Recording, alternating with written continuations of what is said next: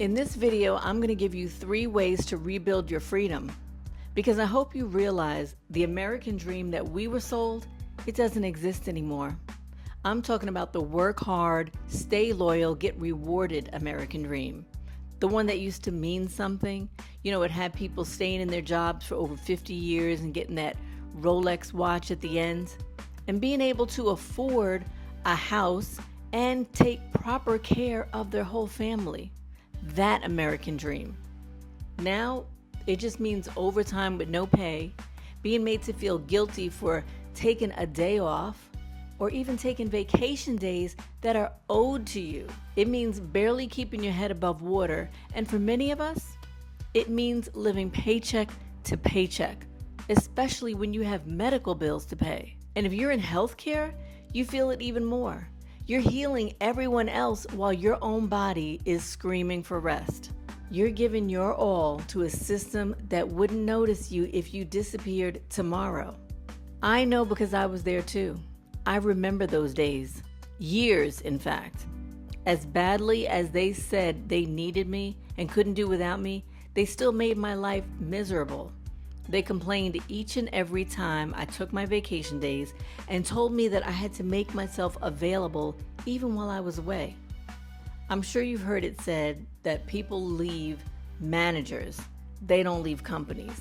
And that is so true, because at the end of that, when I finally did leave, I was replaced in 2 weeks. That for me did not feel like freedom. You know, actually, I don't really think about those work days anymore, unless I'm using them as an example like this, because it's like it was a dream, an American dream.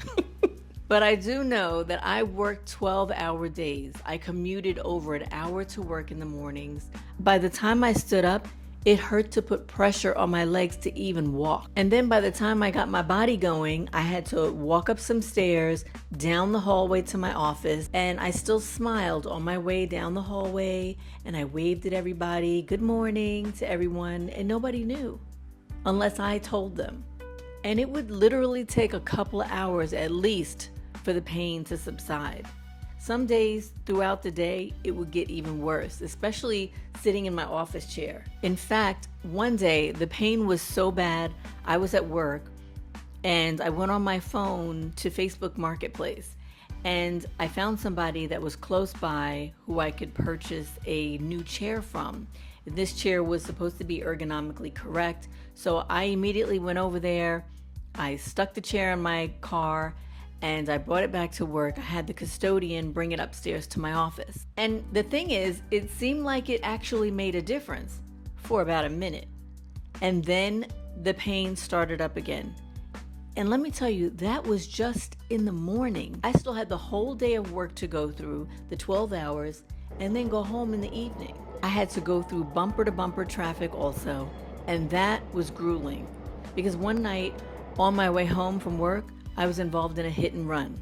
I don't know how it is where you live, but in New York City, when an ambulance goes by, people act like they lose their mind. They immediately are looking in their mirrors. You can see them, and they're gauging to see if they can get behind that ambulance as it races by so that they can speed through the traffic also right behind the ambulance. Because I was in the middle lane, the car that was on the right side immediately rushed when it saw the ambulance, sideswiped the front of my car to get all the way over to the left lane. And they got in back of that ambulance and just sped off.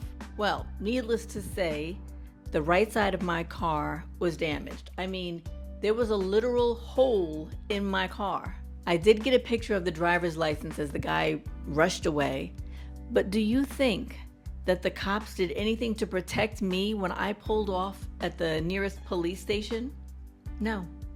They told me, you gotta file a report online. Okay, so this guy who sideswiped me doesn't even get a slap on the wrist? The insurance company covered it, but car insurance companies raise their prices on you no matter who's at fault. But that's okay. You know what I did? The joke's on all of them, because instead of fixing the car, I took the insurance money from the claim, sold the car, dropped that insurance carrier, and exited out of the whole country. That night, when I went home, I remember sitting in my car and thinking, wow, did that just really happen? I mean, I worked that whole day, all those hours, and for what? To have something like that happen? I mean, this can't be what life is supposed to feel like. And that's when I realized the American dream, it was never built for people like us. People who serve, sacrifice, and still can't breathe. But here's the good news. Your freedom is not dead. It's just buried under exhaustion, fear, and a system that taught you to settle. And so today, we're going to talk about how to dig it back up. Because I see you. You care about people, just like I do. You've been showing up for years, giving 110%, and still feeling like it's never enough. Because they make you feel like it's never enough. You're tired of corporate, all of those thank you emails instead of raises. You're tired of being short-staffed while administrators get bonuses, while employers take months-long vacations and you're left holding it all down. And deep down you're scared because you don't know what else you'd do if you'd left. I felt that same fear. That job, it became my identity. It's all I knew. But the truth is, burnout doesn't mean you're weak. It means you've been strong for too long in the wrong environment. So one day before work, and I said out loud, God, there's got to be more than this. Because I realized I didn't need to fix the whole system. I just needed to take back my power. And really, that was the only decision I needed to make to set everything else in motion. But for years, I thought success meant job security. I thought it meant benefits and a steady check. At least that's what my parents always instilled in us growing up. But the new dream, my American dream, it's peace. It's being able to breathe. It's waking up and not dreading the day ahead. You don't need a white picket fence. You need a plan that doesn't cage you in. When I finally decided to change, I didn't literally quit overnight, but I started building my exit quietly. I started learning new skills, setting money aside, exploring other ways to earn. In fact, I started selling these amazing Korean beauty products. They're #1 in Korea, and I still use them till this day because they're that great. But that was my side gig that got me some extra income. So you don't need to leap blindfolded. You just need to move slow, steady, and smart. When I was working on figuring it all out, I put together something that helped me organize my thoughts. It's called the Ultimate Freedom Toolkit. It's free, nothing to buy. It just walks you through how to get clear on what you want and helps you to map your next step without losing your minds. And if you want to see what that looks like, the link's down below. You know, the hardest part of leaving, it wasn't the job. It was leaving that mindset. Because when people found out that I actually quit, they started questioning my decision. They were telling me things like, oh, you'll be back, or you're making a big mistake, or what are you gonna do? And for a second, it made me question my own decision.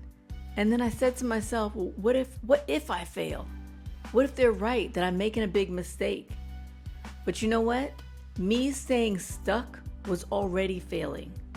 And when you work in healthcare, you can't heal people and abandon yourself at the same time. So start with one new thing this week, something that's just for you.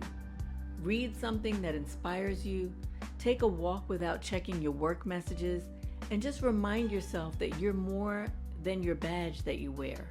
You're more than your title.